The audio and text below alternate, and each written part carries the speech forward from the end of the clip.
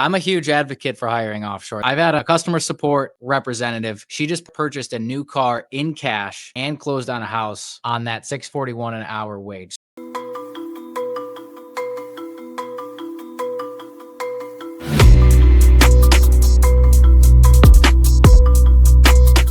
We are back with Collin Rutherford, founder and CEO of Green Box Storage and author of the Business Blitz newsletter. Today, we are going to dive into the hiring process.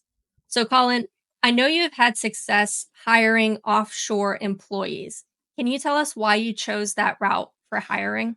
Yeah, I'm a huge advocate for hiring offshore. There's a few reasons. Number one is affordability. So at the time, at right now, I have hired 13 offshore employees for various different roles. Most of my employees, my highest paid employees right now earn an average of $6.41 American per hour.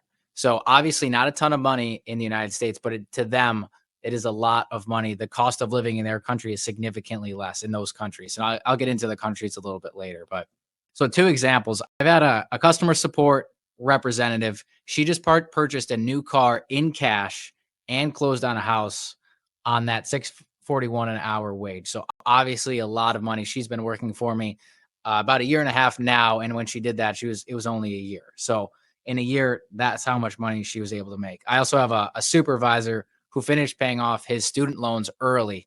And those two employees are both based in the Philippines. So obviously a lot of money for them, but not relatively as much for us in the United States. So affordability is the number one thing. Reliability, that's another thing. So I found that I like to call it the give a shit factor overseas employees is way higher than it is in the US. They have kind of a whatever it takes mentality. So affordability, reliability. Another one is no payroll tax. You don't have to pay any payroll tax on offshore contractors is technically what they're called. So there's no payroll tax liability. And people are skeptical of the English speaking ability of a lot of international employees, but especially in Philippines, and I have experience hiring from Pakistan as well. There are a lot of fluent English speakers who have kind of a slight but familiar accent. And how do you know which countries are good for hiring? From experience. So I've hired from a lot of countries. I've hired from the Philippines, Pakistan, Colombia, and Mexico. So that's four countries. I've also heard really good things out of hiring from Poland and South Africa. Those are two countries that I haven't hired from at the time, but looking forward to doing that in the future. I also post jobs to specific cities in those countries basically to find the talent. So I use Manila in the Philippines, Cebu City in the Philippines, Davao City in the Philippines, and also Karachi in Pakistan. These are some major cities in both of these countries that I've had success hiring from. And this is how you can find talent by posting jobs on job boards to uh, these cities in those countries. And how do you determine compensation? Yeah, this one took some trial and error. So this is the method I use now. So I'll just give you an example. Let's say I'm hiring a marketing manager. So what I do is I conduct research on how much the average marketing manager is making in each country.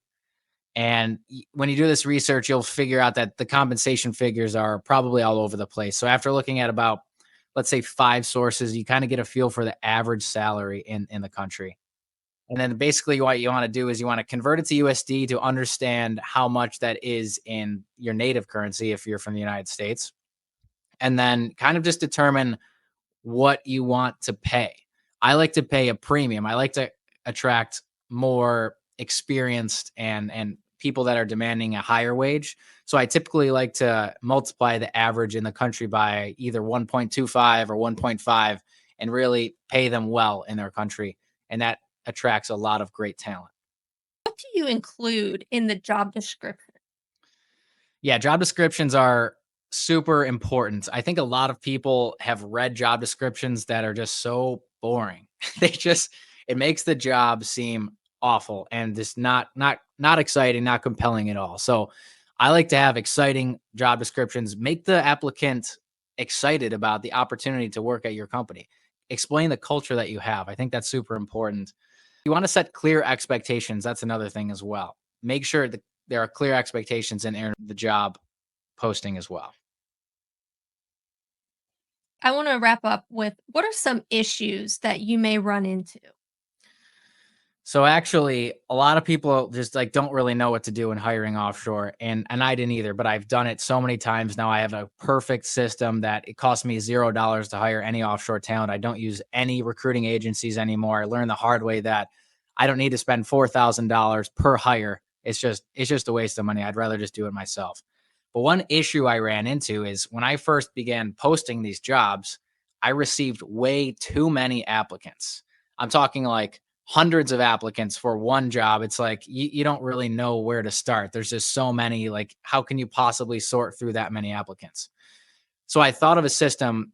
I realized I needed to add friction to the application process. So one thing I did is I required all applicants to submit a 60-second voice recording to be able to submit their application. So I kind of killed two birds with one stone with this method. So one, I get to see their English speaking ability. Number two, it adds friction. So instead of getting 300 applicants, kind of like going through the list and just press quick apply, this actually takes more time. So this adds friction, which reduces the number of applicants you get and separates the more serious applicants from the people that are just pressing quick apply a million different times. So that's a great strategy. Highly recommend using that strategy when creating an application. All right. Well, thank you again for joining us, Colin, and we'll see you next week. Thanks for watching. If you found value in this video, click subscribe below for more business content just like this.